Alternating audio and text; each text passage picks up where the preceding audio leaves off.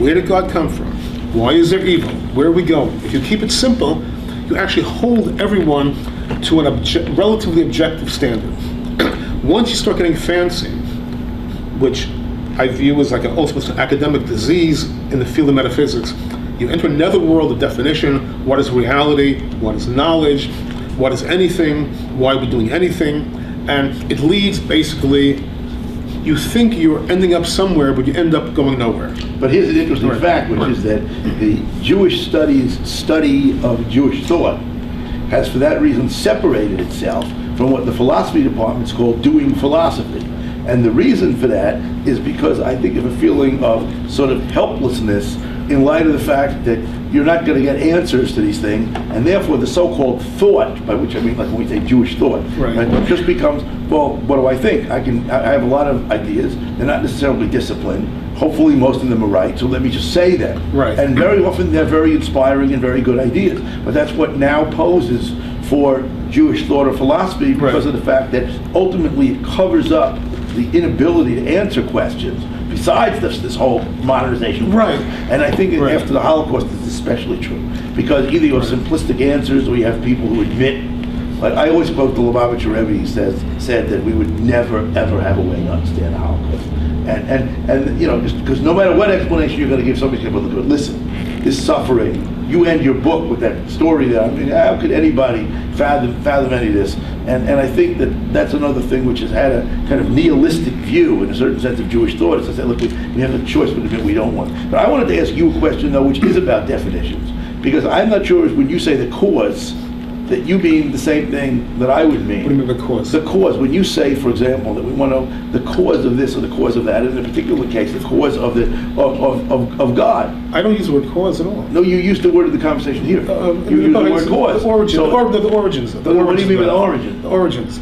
Well, if you ask a 7-year-old, what would they say the word origins means? The beginnings of God, or the very beginnings of God. Okay, so here's then you get into this problem because if God is this potential, right. So I hate to say this, but by definition, potential exists, right? Because it hasn't come into reality, but it exists in the world. That's why I say by definition it's eternal. So therefore it existed, it's eternal. Right. So therefore you're back to the same simple fact that it has no cause if it's God. If God is that aspect, the core, right, which sounds very Kabbalistic actually. I mean, we've talked about this before, and in fact in the first volume, you trace all those sources outright and allude again in the second volume. So this is not, right.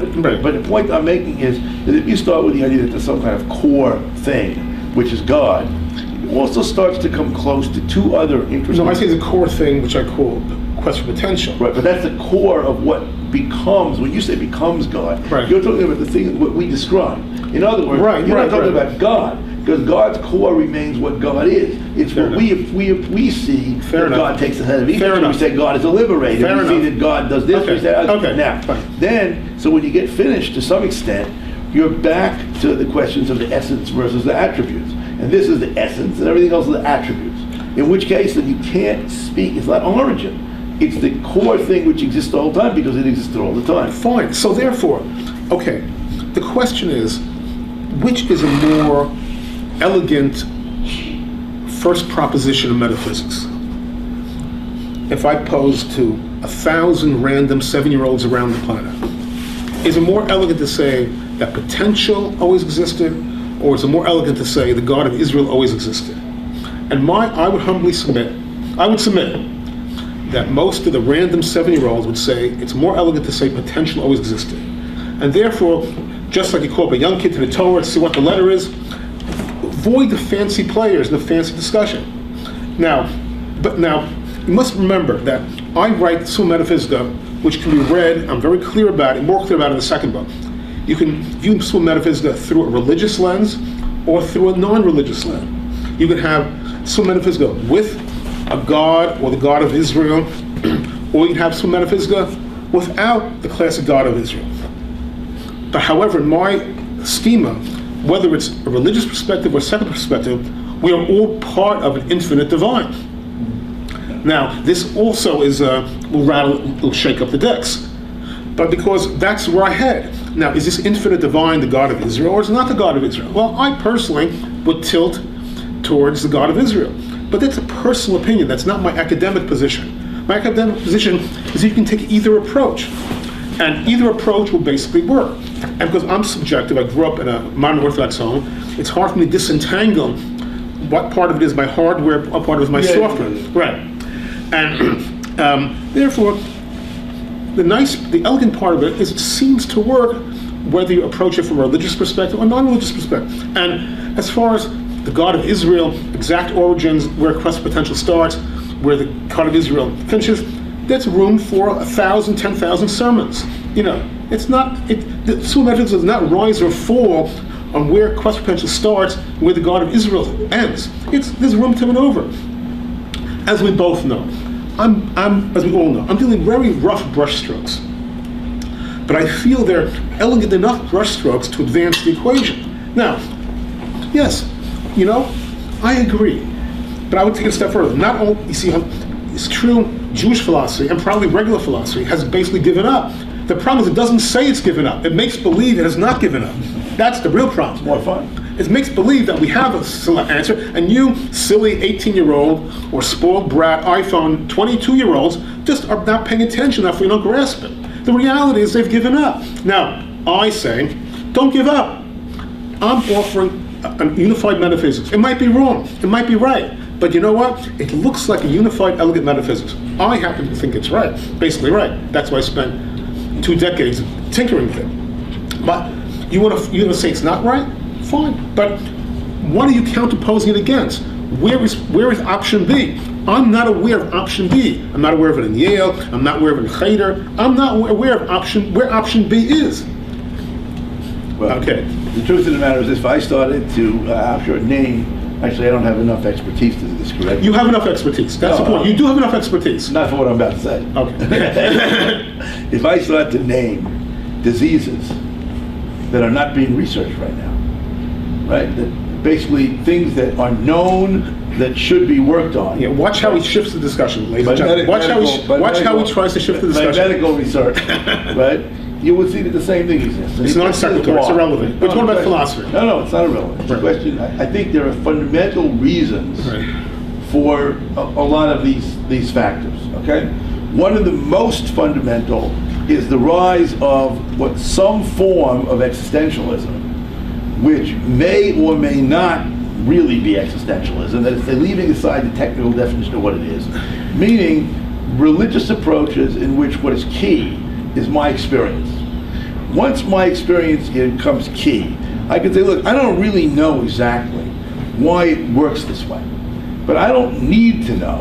And since I see that all these people who tried to write at either wrote stuff I couldn't understand, or didn't get tenure, or, right, not that many people seem to be interested, I said, look, I don't care about this.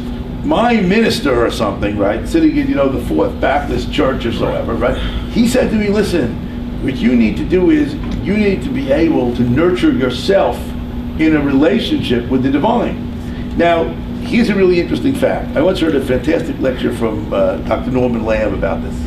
It was on the back of your first book. And he said that there's a part of me which I cannot and will not reveal to you. And there's even a part of me that I reveal to nobody, not even to my family, okay?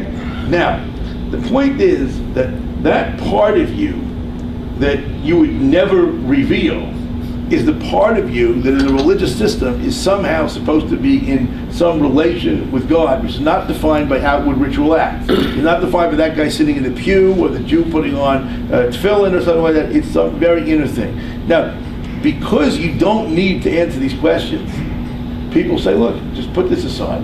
We can't answer these questions. Let's just have our experience.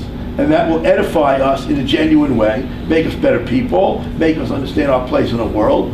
And whereas, if I'm going to sit around all day discussing, all these issues, see, I happen to believe, by the way, that many Jews who survived the Holocaust, who populated synagogues that we go to, modern Orthodox synagogues, came away not really believing in any of the things that they should believe in. In fact, I think we once discussed this, that those people really should read this book, right? Because the book makes it possible to have a system of theology in which you don't have to solve this problem of evil in the Holocaust, or it's essentially solved because humans have to have freedom. Now, course, that doesn't satisfy the person who literally experienced it. No matter what you say, it doesn't satisfy for good reason. We can't judge this. But anyhow, the point that I'm making is, I've always had the feeling that a lot of these people have come to the conclusion, I don't have any answers, I don't really believe this, but I just know this is the right way to live. And that, I think, on some level is true about some of these questions and why they've been abandoned. Okay. For quick response. Yes, I believe that's correct. That basically Jewish philosophy has evolved into Jewish homiletics. Instead of giving you philosophy, I'll give you a speech for the public. That's what people want. Right. So, but the fact that that's what people want, and the fact that we're getting, doesn't mean that it's metaphysics. It's not metaphysics. No, it's not. And it's not philosophy. It's homiletics. It's a speech, and it's a rabbinic speech or a clerical speech. As far as the Holocaust survivors, I gave a Yom HaShoah address at Oheb Tzedek, 95th Street on the Upper West Side, Manhattan. And in the front 2 rows, there were 2 rows of survivors of Bergen-Belsen. And I will tell you, I was very tense giving my speech, because I myself did not know how this would go off. I know if they'd be angry at me, they'd come over and slap my face afterwards. I did not know. And to my shock, they came over to me and hugged me. Why is that? Well, interestingly enough, the work, which seems so unemotional on some level, gives meaning to their lives. Because according to this work, the possibility for evil, twinned with the possibility for good, on some level ignites creation. And that if there were no Holocaust, or things like as terrible as a Holocaust, there could have been no creation. So on some level, although on some level it's a death-defying tightrope walk, the Holocaust, the possibility of a Holocaust ignites creation. And on some level, this terrible suffering, none of us want to go anywhere near that suffering individually. On some level, their suffering ignites creation retroactively. And this is the best we can do. But it turns out the best we can do was sufficient for this particular group. And again, to my shock, they were crying and I was crying. And from there crying, So that was a small sample, but it was reality. Okay, let me turn the table over to yourself now. Well, I just had one. There was another kind of insight, or let's say more comment that struck me, and that was that really there's a really deep sense in which I see your work as a kind of culmination or outcome of the Enlightenment, but especially in the context of an American context. There's something deeply American about this metaphysics, which is interesting. Fair enough. We know the joke, American movies have happy endings, European movies have sad endings. Right.